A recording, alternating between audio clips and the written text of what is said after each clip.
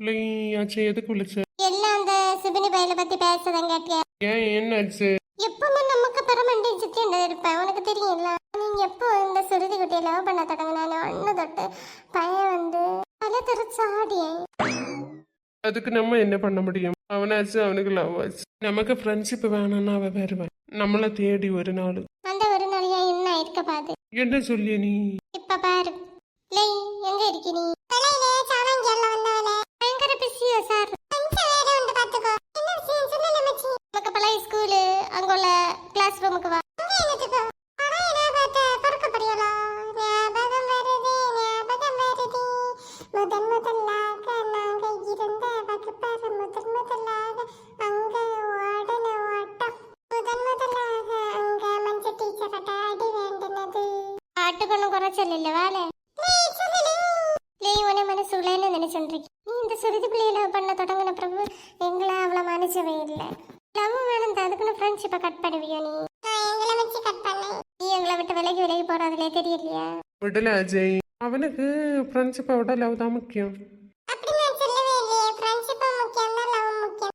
காரணம் லவ் ஒதுக்க முடியாது. ஆனால் லவ் தான் அடுத்து திருமண பந்தத்தில் இணையுது. என்ன ஒய்ஃப்னா ஆகும். அப்போ எங்களுக்கு குடும்பம் ஆன பிறகு எல்லாமே எனக்கு அவதானே அவளுக்கு தான். அதே நம்ம வாஸ்தவம் தான். അപ്പം കല്യാണത്തെ പിറகு എങ്ങളെ ഒരേ തല മുൾകുക നീ. இதுக்கு பயந்து தான் நான் சிங்கிள் ஆயிருக்கேன். பிள்ளானே அப்படி ஒன்றும் சொல்லாத. உனக்கு எவ்வளவு லவ் ப்ரப்போஸ் பண்ண நீ லவ் பண்ணாத இருப்பியா? யாரும் கிட்ட இல்லாத நீ எப்படி சொல்லி? അവരൊക്കെ വരിസ കെട്ടി വന്ന് നിൽക്കുന്നത് ഒരേ ഇരുമല് പോലെ കൊറോണ കാലമോ. நீ சண்டை பிடிச்சது தானே என்ன விളിச்சியா நீங்க? சண்டை பிடிச்சதுல மூடராட்ட இல்ல. சரி நான் மாறேன். போன சொல்லவே இல்லை, அதுக்கு முன்ன பெயிண்டே இருக்கு. உங்களுக்கு வேலை வெட்டி இல்லையா? காணும். எனக்கு அப்படியா ஏகப்பட்ட வேலை வீட்டுல தந்திருக்கணும். இன்னொரு நாள் பாப்பா. see you. நைஸா இப்படி ஓடியான பேர்ல சுபின் ஒரு கண்ணில்லு. என்ன சொல்லு? அடுத்த வாரம் சுரேஷுக்கு கல்யாணம் இருக்கு தெரியும். அதுக்கு இங்கே வருவியோட? முடிஞ்சா பாப்பா. ஓஹோ வரமாட்டியோ? அப்படி நான் சொல்லல. ஒருவேளை டைம் இல்லைன்னு அந்த நேரம் வந்து மொய்ய கொடுத்தோண்டு வருவேன்.